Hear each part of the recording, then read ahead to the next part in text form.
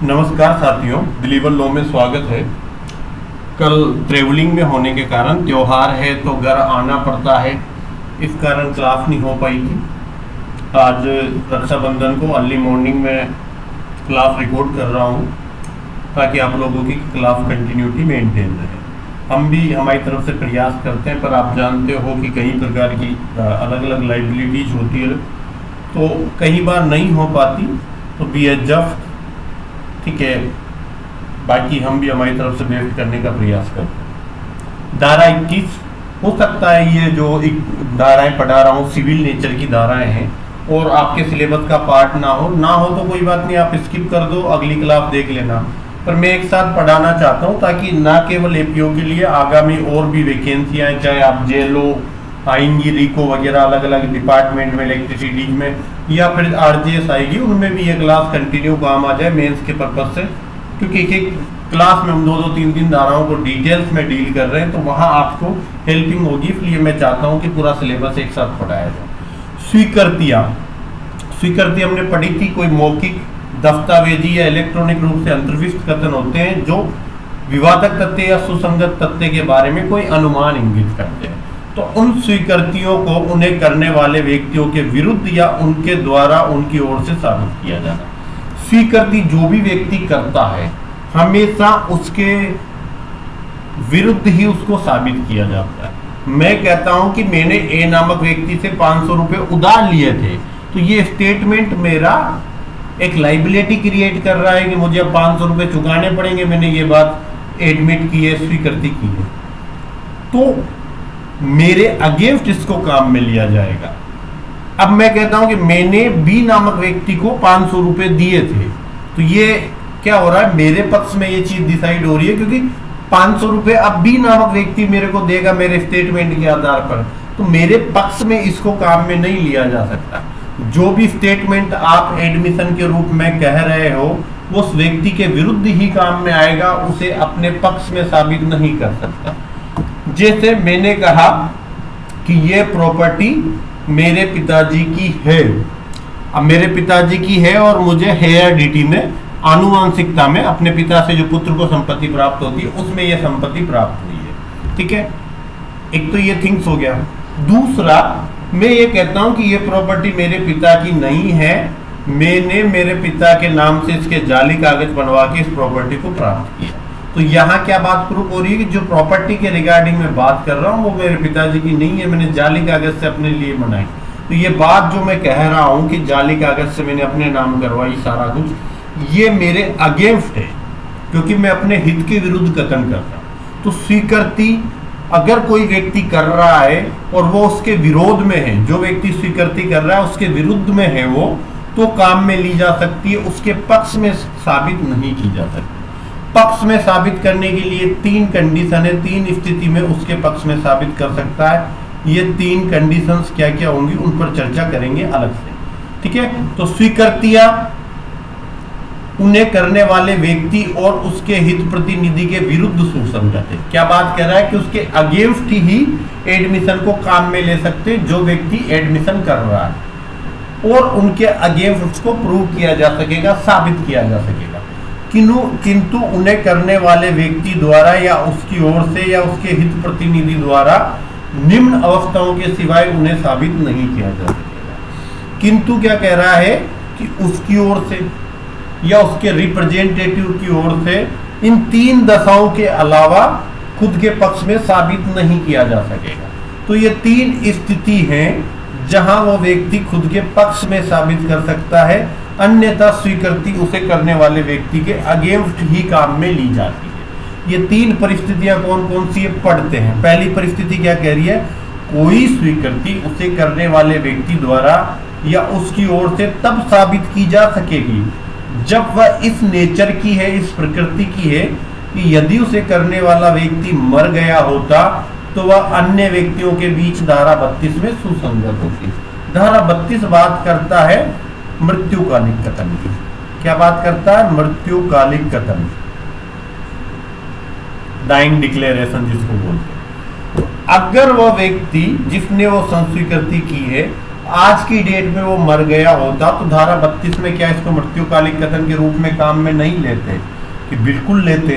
तो फिर वो व्यक्ति उस कथन को खुद के पक्ष में साबित कर सकेगा, क्योंकि अगर वो मर गया होता तो भी तो इस बात को आप एडमिट करते। जैसे एक व्यक्ति क्या करता है, एक समुद्र में जहाज लेकर जाता है, पानी का जहाज समुद्र में लेकर जाता है, भारत से अमेरिका जा रहा है, प्रशांत महासागर बीच में जो बरमूडा ट्रायंगल आता है, जहाँ रहस्यमयी तरीके से जहाज वगैरह पानी में डूब जाते हैं, टूट जाते हैं, बिखर जाते हैं, ऐसे कोई एरिया से गुजर के जा रहा है। अब क्या होता है, जहाज का जो पायलट होता है, जो चीफ होता है, वो हर आधे आधे घंटे में किस दिशा में बढ़ रहे हैं, क्या स्पीड है, सामने कोई ऑब्जेक्ट नजर आ रहा है क्या, क्या एंगल है, कितने नॉटिकल मील की दूरी तय कर ली है, ऐसी सारी एंट्रियां हर आधे घंटे में वो उसके रजिस्टर में करता है, जो शिप के अंदर रजिस्टर होता है। अब वो कंटिन्यू रूटीन वर्क में वो चीजें करता है। अब अगर कोई ये प्रश्न उठता है कि क्या प्रश्नगत दिन ये जहाज वहां अमेरिका गया था, या उस रास्ते से गुजरा था, या बरमुडा ट्रायंगल जिसकी मैं बात कर रहा हूँ रहस्यमयी जगह है, वहां से गुजरा था, अगर ये प्रश्न कभी न्यायालय के सामने उठता है, तो अगर मान लो वो जहाज एक्सीडेंट होके डूब गया होता, तो डूबने के बाद मैंने कहा था एक दिन और बताया था कि चाहे हवाई जहाज हो, हवाई जहाज जिसको एरोप्लेन बोलते हैं, या फिर पानी का जहाज हो, इनमें होता है एक ब्लैक बॉक्स। क्या होता है? Black box. उस ब्लैक बॉक्स में जो भी जहाज चल रहा है उसमें कोई भी टेक्निकल खामी आती है वो रिकॉर्ड हो जाती है, और ये ब्लैक बॉक्स कितनी भी तेज आग हो, कितना भी तेज नुकसान हो, उसमें खराब नहीं होता है। ऐसी धातु का ये ब्लैक बॉक्स बना होता है। तो क्या अगर वो जहाज एक्सीडेंट में टूट गया होता और जो उसका ब्लैक बॉक्स है या उसकी डायरी है जिसमें वो अपना रूटीन वर्क लिख रहा था, वो डाइंग डिक्लेरेशन के रूप में काम नहीं आती क्या?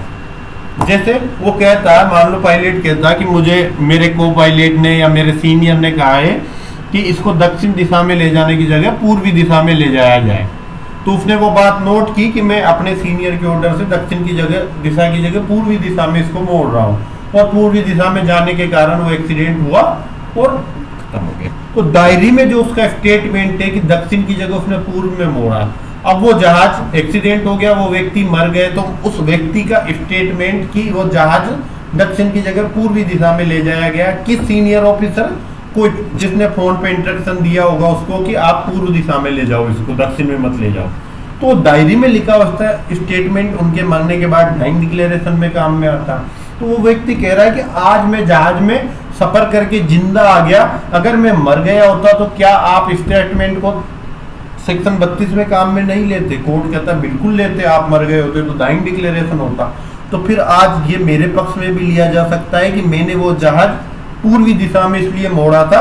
मान लो उसमें कंटेम्प्ट लगता है कि आपको कहा था दक्षिण में जाना, आप दक्षिण में क्यों नहीं लेके गए जब आपके रूट को तय कर दिया था जहाज को? इंडियन आर्मी ने कहा कि आप सीधा सीधा जाना, और वो पूर्वी दिशा में ले गया, किसी देश की बॉर्डर से गुजरा, देश ने आपत्ति करी कि आपके जहाज, आर्मी के जहाज हमारे बॉर्डर से गुजरे हैं, हमारी सुरक्षा को खतरा है, हम हमला करेंगे, ये करेंगे, कोई भी, जैसा चाइना के पाकिस्तान के साथ हमारा डिस्प्यूट होता रहता है। तो ऐसी कोई कंडीशन है तो वो व्यक्ति कह देगा कि अगर मैं मर गया होता या चाइना वाले जहाज ने हम पर हमला कर दिया होता, हम मर गए होते, तो क्या ये ब्लैक बॉक्स में लिखी हुई बात या डायरी में लिखी हुई बात को आप डाइंग डिक्लेरेशन में काम में नहीं लेते क्या? वो व्यक्ति कहता बिल्कुल लेते। तो फिर आज मेरे पक्ष में भी है लो, ठीक है। तो वो अगर ऐसी स्थिति है, ऐसी प्रकृति की है कि धारा 32 में उनके बीच में अगर वो व्यक्ति मर गया होता तो रिलेवेंट होती, तो वो आज भी रिलेवेंट होगी उसके पक्ष में, अदरवाइज उसके अगेंस्ट ही काम में ली जाती है। कोई संस्वीकृति उसे करने वाले व्यक्ति द्वारा या उसके द्वारा तब साबित की जा सकेगी जब वह मन की, शरीर की संगत या विवादक किसी दशा का अस्तित्व का ऐसा कथन हो जो उस समय या उसके लगभग किया गया था जब मन और शरीर की ऐसी दशा विद्यमान थी और ऐसे आचरण के साथ किया था कि उसकी असत्यता को अनधि संभाव्य बना दे। पहली बात तो समझ में आ गई कि कब अपने पक्ष में काम में ले सकता है। दूसरी बात बता रहा है कब काम में लेता है कि वो कथन जो संस्वीकृति के रूप में किया है, वो कथन जिसको हमने क्या माना है, स्वीकृति, एडमिशन का नेचर का माना है वो या तो मन की दशा है या क्या है, शरीर की दशा। और ऐसी दशा या तो सुसंगत है या विवादक है। तो वो मन और शरीर की दशा का जो सुसंगत या विवादक है, अस्तित्व का कथन है, जो लगभग उस समय किया था जब मन की दशा या शरीर की दशा उसके शरीर पर विद्यमान थी, और ऐसे कंडक्ट के साथ किया था जो ये साबित करता है कि इसको अनअधि संभाव्य बना देता है। जैसे मेरा जस्ट एक्सीडेंट हुआ है और एक्सीडेंट होते पता लगा मेरे पैर पे बहुत चोट लगी है, और मैं उस चोट के साथ जैसे एक्सीडेंट हुआ गिरा हूं, पास की कोई चाय की दुकान पे से उठ के आया और उसने मेरे को उठाते हुए संभाला, और वो किसी कार वार में बिठाकर मुझे या बाइक पर बिठाकर मुझे हॉस्पिटल ले जा रहा, मेरे पैर में से ब्लड निकल रहा है, बहुत तेज चोट लगी है। अब उस दौरान मैं कोई बात कह रहा हूं कि मेरे तो पैर में चोट लगते ही हड्डी ब्रेक हो गई, और ये जो चोट मारी ना, तो ये वो व्यक्ति था जिसने मुझे 3 दिन पहले मेरी लड़ाई हुई थी, उसने कहा था कि इस तरीके से मारूंगा कि तू बड़ा वकील बना घूमता है ना, कर लेना केस, क्या कर लेगा। तो उसने मोटर व्हीकल एक्ट के तहत मारा, तत्काल जमानत हो जाए। या उस व्यक्ति ने जैसे मान लो कि मैं बहुत बीमार हूं तो और कोई व्यक्ति मेरे से मिलने आया घर पे, और मैं उसको बता रहा हूं कि अब तो मेरे बिल्कुल भी बस की नहीं है, तबीयत बिल्कुल खराब है और मुझे कर्मों की सजा ही मिल रही है, मैंने उस व्यक्ति के साथ गलत किया था, उस व्यक्ति के साथ ऐसा नहीं करना चाहिए था। तो ये मेरा क्या है, ये मेरी मन की दशा है। कि मेरी मन की दशा क्या है, पश्चाताप, कि मैं अब जब मैं मरने के पास हूँ, ठीक है, मरण आसन बोलते हैं, मरने की स्थिति के निकट होता है, तो मैं मरण आसन स्थिति में हूँ, तब पश्चाताप कर रहा हूं अपने जीवन का कि मुझे उस व्यक्ति के साथ ऐसा नहीं करना था, मुझे उसके साथ ऐसा नहीं करना था। तो ये मन के शरीर की मन की दशा का कथन मैंने किया है, और ऐसे आचरण के साथ किया है कि मेरे आचरण से दिख रहा है कि मैं उन घटनाओं का पश्चाताप कर रहा हूं जो मैंने पूरे जीवन में गलतियां की है, और पश्चाताप के साथ मेरा ऐसा स्टेटमेंट है जो ये बता रहा है कि ये पॉसिबल है। अब इसको कहीं मैं पॉजिटिव एस्पेक्ट में भी कह सकता हूं कि मैं मरता हुआ कह रहा हूं कि मेरे को ये खुशी है कि मरने से पहले मेरे बेटों के बीच में जो विवाद चल रहा था, मैंने चारों को बिठा के समझा दिया और प्रॉपर्टी का बढ़िया बंटवारा कर दिया है, और चारों को 10-10 बीघा जमीन देके जा रहा हूं, मेरे को खुशी है। ये स्टेटमेंट देखो मन की दशा है। कौन सी दशा है मन की? खुशी है, और खुशी की अवस्था में वो बंटवारे का स्टेटमेंट करके जा रहा है एडमिशन के रूप में। अब उस व्यक्ति का आज वो भले ही मरा नहीं है, वो बच गया, पर इसको कोर्ट एडमिट इस अवस्था में लेगा कि उस व्यक्ति ने जब उसकी तबीयत खराब थी, मरने वाला था, तब उसने मन की दशा प्रकट की थी खुशी के रूप में कि मैं मरने से पहले इस बात की तसल्ली कि बेटों के बीच में प्रॉपर्टी का ठीक बंटवारा कर दिया, ठीक है, और चारों बेटे 10-10 बीघा जमीन लेके खुश है। बाद में कभी भी वो बात कि पिताजी ने बराबर जमीन बांटी थी, निभाती थी, बेटों के मध्य कोर्ट में विवाद होता है, तो इस बात को एडमिशन के रूप में साबित किया जा सकता है वो व्यक्ति खुद के पक्ष में कि देखो मैंने 10-10 बीघा का बंटवारा कर दिया था। अगर वो जीवित कोर्ट में आके कहता है, और वो बच्चे कहते हैं कि नहीं 10-10 बीघा की बात ही नहीं हुई, इन्होंने जो अपनी पत्नी के नाम 10 बीघा रखी है वो भी हमें बांट दी थी, 12-12 बीघा की बात हुई थी। इन्होंने क्या कहा था कि 12 बीघा जमीन दूंगा, 8 बीघा जो अपनी पत्नी या हमारी माता जी को रखी है वो जमीन भी हमें बांट दी थी। अब ये कह रहे हैं कि मैंने तो 10-10 बीघा का कहा था। तो वो व्यक्ति कह सकता है देखो उस समय जब मैं मरने के करीब था, सारा रिश्तेदार मेरे से मिलने आ रहे थे, तब मैंने ये बात कही थी सबसे कि 10-10 बीघा मैंने चारों को बांट दी और खुश भी है, और 8 बीघा मैं अपनी पत्नी को देके जा रहा हूँ। तो ऐसा कोई स्टेटमेंट एडमिशन के रूप में काम आ सकता है जो या तो मन की या शरीर की कोई दशा बताता है, उस दशा का अस्तित्व बताता है, और ऐसे आचरण के साथ है जो उसको असत्यता को अनधि संभाव्य बना देता है। क्योंकि कोई भी व्यक्ति जब मन की या शरीर की दशा उसके अंदर विद्यमान होती है तो उसके साथ कोई बात में कहता है तो वो एकदम सत्य होती है। जैसे कोई बच्चा कमेंट कर रहा था कि सर आप पढ़ा तो रहे हो, ठीक है, अच्छा भला काम कर रहे हो, पर आप कंटिन्यू क्लास लो, अन्यथा कहीं बच्चे आप पर डिपेंड है, हमारा कैरियर बर्बाद हो जाएगा। तो वो एक मन की दशा बता रहा है। क्यों बता रहा है?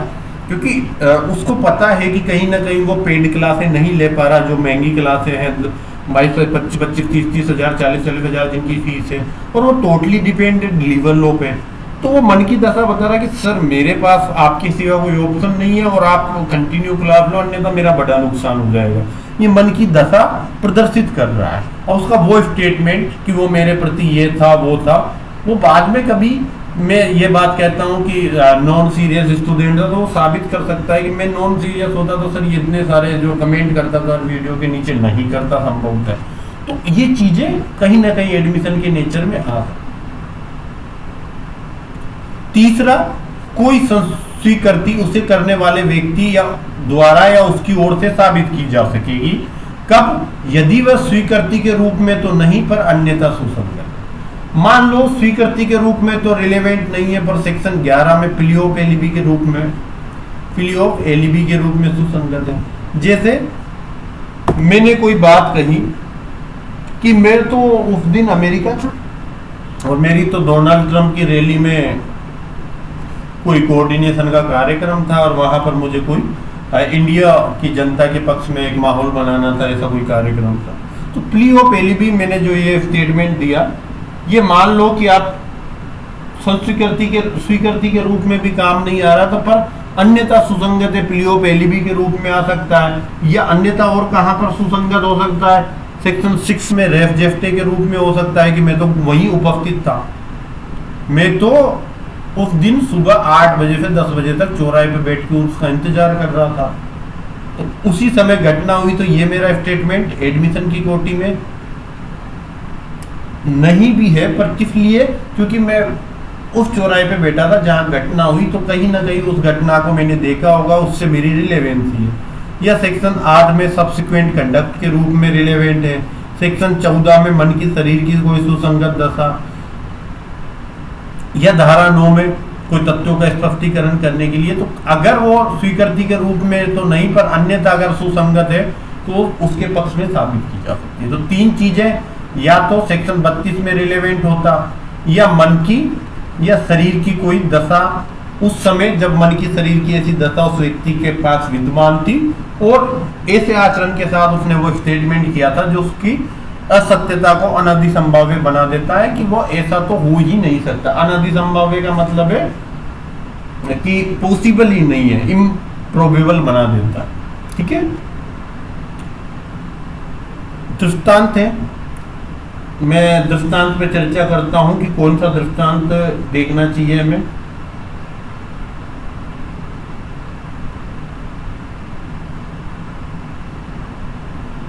बी वाला दृष्टांत देखते हैं कि किसी पोत का कप्तान क का विचारण पोत को डुबाने के लिए किया जाता है। संत्यक्त का मतलब होता है डुबाने। पोत का मतलब क्या हो गया? एक कोई नाव है, नाव क्या मतलब? जंगी जहाज, जिनको मरीन वगैरह सबमरीन बोला जाता है। ठीक है, एक कोई सबमरीन है, हमारे पास विक्रमादित्य जैसी कई सबमरीन है, ऐसी कोई सबमरीन है, उसको डुबा देने के लिए क का विचारण हो रहा है कि क ने कोई दुश्मन देशों से पैसा लेके भारत सरकार की जो 10-20 हजार करोड़ की बड़ा लड़ाई वाला पानी का जहाज था जिसको सबमरीन बोलते हैं, उसको डुबो दिया। वह यह दर्शित करने के लिए साक्ष्य देता है कि पोत को मैं उसी मार्ग से बाहर, अपने उचित मार्ग से बाहर ले जाया गया। ये साक्ष्य दिया जाता है कि क ने क्या किया, उसको जिस मार्ग से ले जाना था उससे बाहर से ले गया।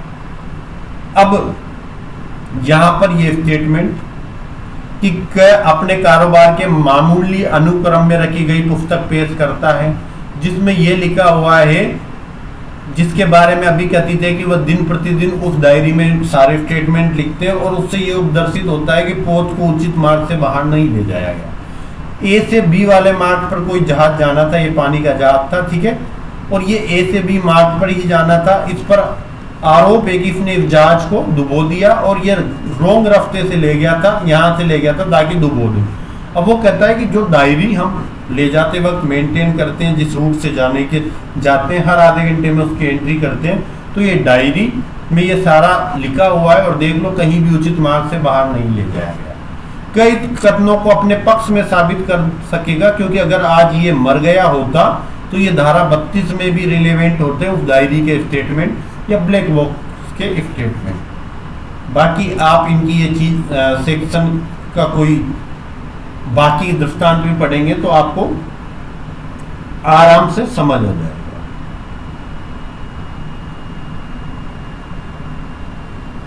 एक और दृष्टांत पढ़ता हूं ताकि थोड़ी क्लैरिटी आए। कि अपने कब्जे में एक कूटकृत सिक्का जिसका कूटकृत होना वह जानता है कपट पूर्वक रखने का अभियुक्त है। ए नामक व्यक्ति के पास एक नोट है, ये नकली नोट है, ठीक है, नकली नोट है। इसको रखने के लिए कि इसको पता था ये नकली नोट है, इसको रखने का अभियुक्त है। वह यह साबित करने की प्रस्तावना करता है कि उसने कुशल व्यक्ति से उस सिक्के की परीक्षा करने को कहा था। क्या कहता है कि जो नोट आप कह रहे हो कि ये नकली नोट है और मुझे पता था कि नकली नोट है, फिर भी मैं इसको अपने पास रखे हुए था, मैंने सरकार को जमा नहीं कराया, बैंक में जमा नहीं कराया, इसकी FIR नहीं कराई। तो क्या कहता है कि मुझे भी ये लगा कि ये नोट नकली नोट है और मैंने एक कुशल व्यक्ति से जो नोटों के बारे में जानता था उससे इस नोट की या सिक्के की मैंने परीक्षा करवाई, एग्जामिनेशन करवाई कि भैया देख के बता ये नकली है, क्योंकि उसे भी शंका थी कि वह कूटकृत है या नहीं। और उस व्यक्ति ने उसकी अच्छे से परीक्षा की थी और कहा था कि ये नोट असली है। तो क्या साबित कर सकेगा कि भैया मैंने उस नोट की किसी अच्छे व्यक्ति से पहचान करवाई, उसने कहा ये असली नोट है, उसके बाद मैंने रखा। तो ये तीसरे वाले पॉइंट में अपने पक्ष में साबित कर सकेगा। किस प्रकार से? सबसिक्वेंट कंडक्ट, कि आपने नोट प्राप्त करने के बाद सबसिक्वेंट कंडक्ट के रूप में उस नोट की संपुष्टि कराने का प्रयास किया। आपको भी नोट देख के लगा कि यार ये तो नकली नोट है, फिर आपने चेक करवाया, किसी ने कहा कि भाई आजकल नए नोट ऐसे ही आ रहे हैं, इसी प्रकार के आते हैं। तो ये चीजें रिलेवेंट है तीसरे पॉइंट के अंतर्गत, की स्वीकृति के रूप में तो नहीं पर अन्यथा कोई बात रिलेवेंट है, ठीक है। आगे बढ़ते हैं धारा 22। धारा 22 क्या कहती है? दस्तावेज की अंतर्वस्तु के बारे में ओरल एडमिशन कब रिलेवेंट होता है? कोई दस्तावेज है, उसकी अंतर्वस्तु को हमेशा दस्तावेज से ही साबित किया जाता है। कोई भी डॉक्यूमेंट है, उसके कंटेंट को हमेशा डॉक्यूमेंट से साबित किया जाएगा। मैं कहता हूं कि मेरे और आपके बीच में एक प्रॉपर्टी का सौदा हुआ था और ऐसा सौदा 10 लाख रुपए का हुआ था। सरकार कहेगी कि प्रॉपर्टी का सौदा था तो रिटर्न में ही किया होगा, कि सर रिटर्न में ही किया था, तो डॉक्यूमेंट से पेश कर। तो हमेशा दस्तावेज की अंतर्वस्तु को दस्तावेज के द्वारा ही साबित किया जाता है। वे परिस्थितियां जब आप दस्तावेज की अंतर्वस्तु के बारे में मौखिक स्वीकृति कर सकते हो वो धारा 22 में बताई गई है। किसी दस्तावेज की अंतर्वस्तु के बारे में मौखिक स्वीकृतियां तब तक सुसंगत नहीं होती। कब तक सुसंगत नहीं होती? 2 कंडीशन बताएगा जब सुसंगत होगी, अदरवाइज कभी भी सुसंगत नहीं होगी। तो दस्तावेज की अंतर्वस्तु के बारे में मौखिक स्वीकृतियां तब तक सुसंगत नहीं होती यदि और जब तक उसे साबित करने की प्रस्तावना करने वाला पक्षकार यह दर्शित नहीं कर देता। जो व्यक्ति स्वीकृति को साबित करना चाहता है उसको यह दर्शित करना होगा कि ऐसे दस्तावेज की अंतर्वस्तु का वह द्वितीय साक्ष्य देने का एडजस्टमेंट पश्चात नियमों के अनुसार हकदार है। कि एक तो उसको यह साबित करना होगा कि जिस दस्तावेज की अंतर्वस्तु का वह मौखिक साक्ष्य देना चाहता है उस दस्तावेज की अंतर्वस्तु का वह द्वितीय साक्ष्य देने का हकदार है। और ऐसा द्वितीय साक्ष्य देने का हकदार होता है section 65 of Indian evidence act में। वहां वो परिस्थितियां बता रखी है जब आप किसी दस्तावेज का द्वितीय साक्ष्य पेश कर सकते हो। तो पहला कि आप अगर दस्तावेज की अंतर्वस्तु का द्वितीय साक्ष्य देने का हकदार होते हो, 65 की कोई भी कंडीशन के अधीन आपको हक मिलता है अगर द्वितीय साक्ष्य देने का, तो आप उस दस्तावेज की अंतर्वस्तु का मौखिक स्वीकृति रिलेवेंट हो सकती है। या जब आप उस दस्तावेज का असली होना ही चैलेंज करते हैं, ये दस्तावेज ही असली नहीं है, जो दस्तावेज कोर्ट के सामने पेश किया गया ये असली दस्तावेज नहीं है, असली दस्तावेज में तो ये बातें लिखी थी, ये जाली दस्तावेज बना के लाया। तो 2 ही कंडीशन है जब आप किसी दस्तावेज की अंतर्वस्तु का मौखिक साक्ष्य दे सकते हैं। धारा 65 क्या कहती है इंडियन एविडेंस एक्ट की? वो कहती है कि किसी भी दस्तावेज को प्राथमिक साक्ष्य से ही साबित किया जाएगा पर कुछ कंडीशन में उस दस्तावेज का द्वितीयक साक्ष्य दिया जा सकता है। द्वितीयक साक्ष्य क्या होता है? उसकी जेरोक्स कॉपी या मूल को देखकर आप बनाते हो। जैसे आप पहले करते होंगे 8वीं 10वीं में चित्र बनाते थे तो कांच के ऊपर किताब रख लेते थे, फिर अपना एक ब्लैंक पेज रखते थे, व्हाइट वाला पेज, और उस किताब की जो फोटो किताब का चमकता था लाइट में, उसके ऊपर पेन फेर के उस चित्र को बना लेते थे। तो अगर कोई डॉक्यूमेंट को देख के आपने डॉक्यूमेंट बनाया, उसके जेरोक्स से डॉक्यूमेंट बना है, तो उसको कहा जाता है द्वितीयक साक्ष्य। या कोई दस्तावेज जिसको किसी व्यक्ति ने देखा है और वो उसकी अंतर्वस्तु का मौखिक साक्ष्य देता है, तो ये भी द्वितीयक साक्ष्य माना जाता है। तो 65 में कुछ कंडीशन है जब आप सेकेंडरी एविडेंस दे सकते हो कि मैं एविडेंस देना चाहता हूं पर डॉक्यूमेंट मेरे पास नहीं है, और ऐसे व्यक्ति के पास है जिसके अगेंस्ट में वो एविडेंस देना चाहता हूं, डॉक्यूमेंट को पेश करना चाहता हूं, तो कोई व्यक्ति क्यों देगा वो डॉक्यूमेंट जिसको आप एविडेंस में काम लेना चाहते हो? तो आप उसका द्वितीयक एविडेंस दे सकता हो कि भाई मेरे कब्जे में नहीं है, सामने वाली पार्टी के कब्जे में, और मैंने नोटिस दे दिया कि कोर्ट में पेश करो, फिर भी पेश नहीं कर रहा, आप सेकेंडरी एविडेंस दे सकते हो। ओरिजिनल दस्तावेज खो ही गया, मान लो आपकी 10th की मार्कशीट ओरिजिनल होगी, तो आप जेरोक्स पेश कर सकते हो, जेरोक्स सेकेंडरी एविडेंस है। या किसी व्यक्ति ने कोई वस्तु देखी थी और उसके जस्ट बाद ही वो वस्तु नष्ट हो गई है, खराब हो गई है, तो जिस व्यक्ति ने उस वस्तु को देखा था उसका ओरल एविडेंस दे सकता। तो ये ओरल एविडेंस जो द्वितीयक साक्ष्य देने का नियमों के अधीन हकदार बोल रहा है ना, ये उस दस्तावेज को जिसने देखा था वो उसका ओरल एविडेंस देने की बात कर रहा है। तो कोई भी डॉक्यूमेंट है उसके बारे में सेकेंडरी एविडेंस तभी दिया जा सकता है जब मूल दस्तावेज का अस्तित्व नहीं है। ठीक है, जैसे मेरे सामने एक bare act Indian evidence act का है और मेरा कोई स्टूडेंट क्लास में इसको पूरा 100 बार सुना चुका है, पूरा एविडेंस याद करके, डेट स्वीट उसको एविडेंस याद है। कल इस सारी दुनिया के इंडियन एविडेंस एक्ट खो जाते हैं, अब मुझे कोर्ट में इंडियन एविडेंस एक्ट पेश करना है, पर वो तो खो चुका है, किसी के पास इंडियन एविडेंस एक्ट इस दुनिया में बचा ही नहीं। तो मैं वो व्यक्ति जिसने इंडियन एविडेंस एक्ट देखा था, याद किया था, देख के उससे कह सकता हूँ कि यार तू कोर्ट के सामने आके बता कि धारा 21 में क्या लिखा था, धारा 22 में क्या लिखा था। तो जब आप सेकेंडरी एविडेंस देने के हकदार हो जाते हो, धारा 65 के कुछ कंडीशंस हैं, उन कंडीशनों को फुलफिल करते हो। जैसे कोर्ट का जजमेंट है तो ओरिजिनल कॉपी तो कोर्ट के पास ही रहती है, आपको क्या देता है, उसका सर्टिफाइड कॉपी देते हैं, तो इस सर्टिफाइड कॉपी सेकेंडरी एविडेंस माना जाता है। ठीक है, तो सेकेंडरी एविडेंस आप तब दे सकते हो जब ओरिजिनल डॉक्यूमेंट का अस्तित्व नहीं है। ठीक है, तो आप किसी दस्तावेज की अंतर्वस्तु को दस्तावेज के द्वारा ही साबित करेंगे। 2 कंडीशन है जब हम दस्तावेज की अंतर्वस्तु के बारे में ओरल एविडेंस दे सकते हैं। पहला, धारा 65 के अधीन आप सेकेंडरी एविडेंस देने के हकदार हो जाते हो, तो सेकेंडरी एविडेंस में आप उस दस्तावेज की अंतर्वस्तु के बारे में बोल के बता सकते हो यदि आपने दस्तावेज को देखा था। सेकेंड बात कि जब पेश की गई दस्तावेज का असली होना ही प्रसंगत हो।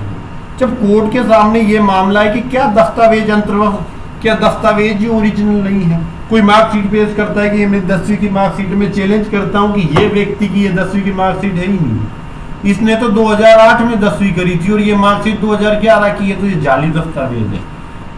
फिर तब मैं ओरल एविडेंस दे सकता हूँ कि सर इसने 2008 में 10वीं की थी और 10वीं में इसके परसेंटेज 60 आए थे और इसके पिताजी ने गांव में प्रोग्राम करके इसको चौराहे पे सम्मान भी करवाया था 60% आने पे। तो ये मैं ओरल एविडेंस दे रहा हूँ कि 2008 में 10वीं की 60% इसके टोटल बने थे। आज ये 2011-12 की मार्कशीट लेके आ रहा है और इसमें ये बता रहा है कि इसका 90% बने, ये जाली दस्तावेज है। 2010 में तो ये 12वीं पास करी थी और 12वीं पास करने के बाद भी इसने हमें पार्टी दी थी। तो 2 ही कंडीशन में ओरल एविडेंस दे सकते हो, जब उस मूल दस्तावेज का असली होना चैलेंज है, प्रसंगत है कोर्ट में, या फिर उस दस्तावेज का सेकेंडरी एविडेंस देने के आप हकदार हो गए। सेकेंडरी एविडेंस आप सेक्शन 63 में पढ़ोगे, उसका 5वां क्लोज होगा जो ये कहता है कि जिसने किसी व्यक्ति ने किसी दस्तावेज की अंतर्वस्तु को देखा है तो उसका मौखिक वृत्तांत पेश कर सकता है। ठीक है, ओरल अकाउंट ऑफ कंटेंट को पेश कर सकता है अगर किसी ने डॉक्यूमेंट को देखा। 22 है इलेक्ट्रॉनिक अभिलेख की अंतर्वस्तु के बारे में मौखिक स्वीकृति कर सकते हो क्या? कि कोई इलेक्ट्रॉनिक दस्तावेज था, जैसे किसी ने ईमेल भेजा था, ईमेल में क्या लिखा था, व्हाट्सएप में क्या लिखा था, कोई ई एग्रीमेंट हुआ था, या हमने फॉर्म भरा था किसी कंपटीशन का, क्या उसकी अंतर्वस्तु के बारे में मौखिक स्वीकृति की जा सकती है? हाँ, एक कंडीशन में की जा सकती है, जब इलेक्ट्रॉनिक अभिलेख की अंतर्वस्तु के बारे में मौखिक स्वीकृतियां तब तक सुसंगत नहीं होती जब तक कि उस इलेक्ट्रॉनिक अभिलेख का असली होना प्रसंगत ना हो। यहाँ एक ही चीज कही है कि जब इलेक्ट्रॉनिक डॉक्यूमेंट है या इलेक्ट्रॉनिक रिकॉर्ड्स है, उसका ओरिजिनल होना ही कोर्ट के सामने जिनाइननेस को लेकर ही प्रश्न है कि क्या ऐसा डॉक्यूमेंट जो प्रोड्यूस किया है या इलेक्ट्रॉनिक रिकॉर्ड्स जो प्रोड्यूस किया है वो जिनाइन है। अगर ये होना ही क्वेश्चन है कोर्ट के सामने, तो अब उसका ओरल एविडेंस दे सकते हो, अदरवाइज आपको वो डॉक्यूमेंट ही पेश करना पड़ेगा। यहाँ द्वितीयक साक्ष्य वाली बात क्यों नहीं लिखी? क्योंकि ये तो भाई हार्ड कॉपी है दस्तावेज तो, और ये इसकी सॉफ्ट कॉपी है इलेक्ट्रॉनिक। जैसे मैंने कोई आपको पीडीएफ दी तो वो तो इलेक्ट्रॉनिक अभिलेख होगी 22A में, और उसका आपने प्रिंट निकलवा लिया तो सेक्शन 22 में रिलेवेंट होगी। तो ये कह रहा है कि 22A में सेकेंडरी एविडेंस की क्यों बात नहीं की? इलेक्ट्रॉनिक रिकॉर्ड्स या इलेक्ट्रॉनिक डॉक्यूमेंट हमेशा प्राइमरी एविडेंस ही होता है, इलेक्ट्रॉनिक रिकॉर्ड का कभी भी सेकेंडरी एविडेंस नहीं होता।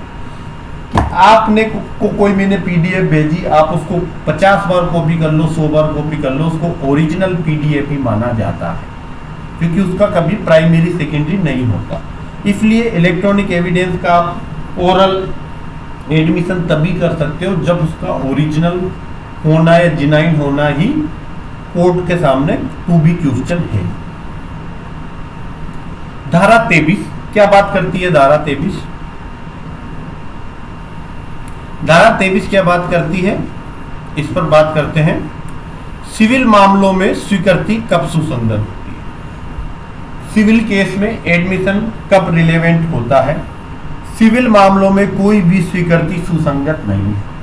क्या कह रहा है? सिविल मामलों में कोई भी एडमिशन रिलेवेंट नहीं है यदि वह या तो इस अभिव्यक्त शर्त पर किया गया हो कि उसका साक्ष्य नहीं दिया जाएगा, या ऐसी परिस्थितियों के अधीन किया है कि न्यायालय यह अनुमान कर सके कि पक्षकार इस बात पर परस्पर कंसेंट हो गई थी कि उसका साक्ष्य नहीं दिया जाए। तो सिविल मामलों में स्वीकृतियां तब सुसंगत नहीं होती जब वह या तो इस शर्त पर दी जाती है कि इस बात का कोर्ट में एविडेंस नहीं दिया जाएगा, या ऐसी परिस्थिति के अधीन दी जाती है कि कोर्ट ये अनुमान लगाता है या कोर्ट को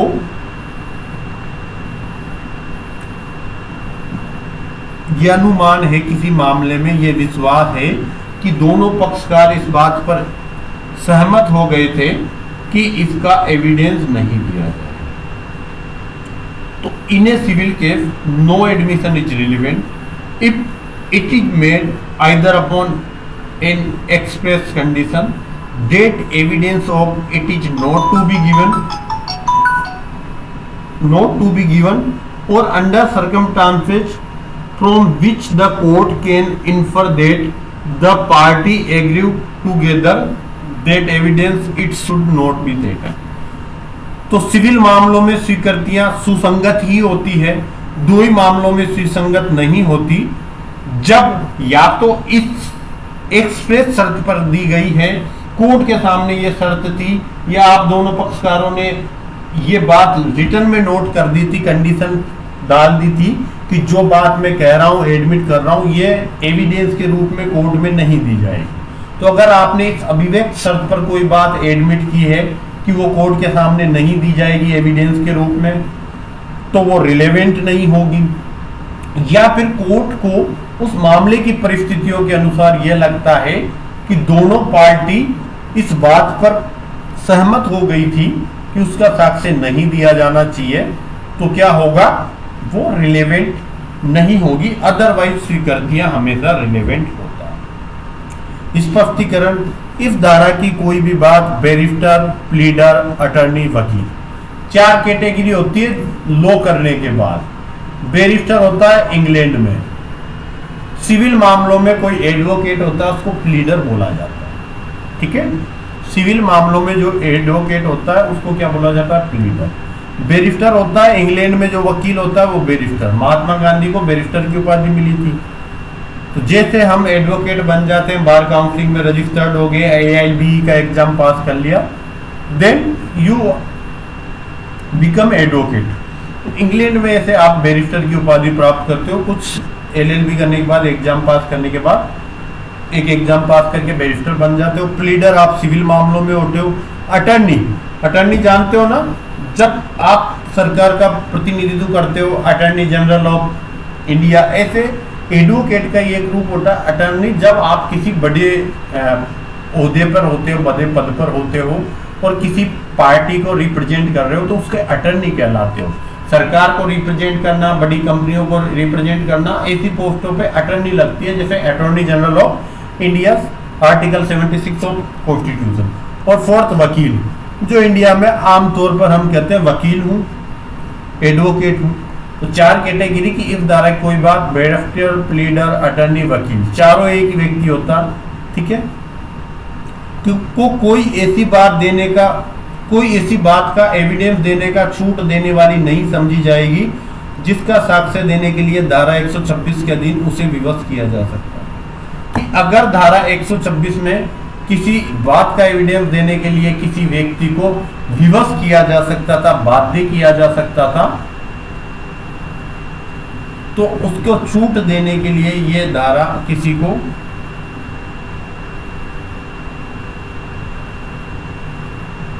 इस धारा की कोई भी बात, मतलब वकील को ऐसी कोई बात का साक्ष्य देने से छूट देने वाली नहीं समझी जाएगी कि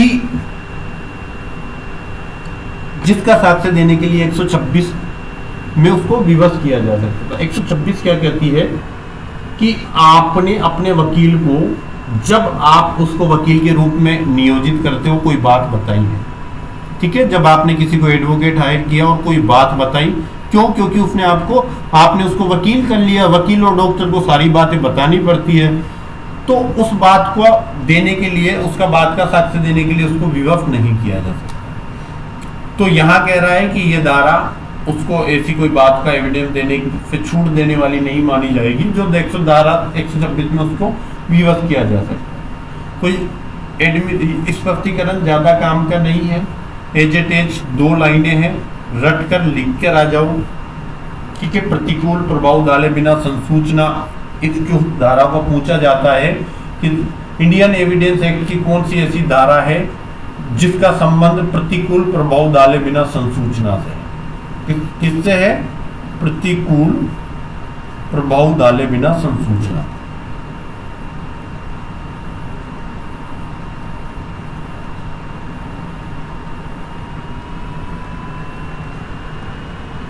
तो वो धारा 23 का संबंध है प्रतिकूल प्रभाव डाले बिना संसूचना।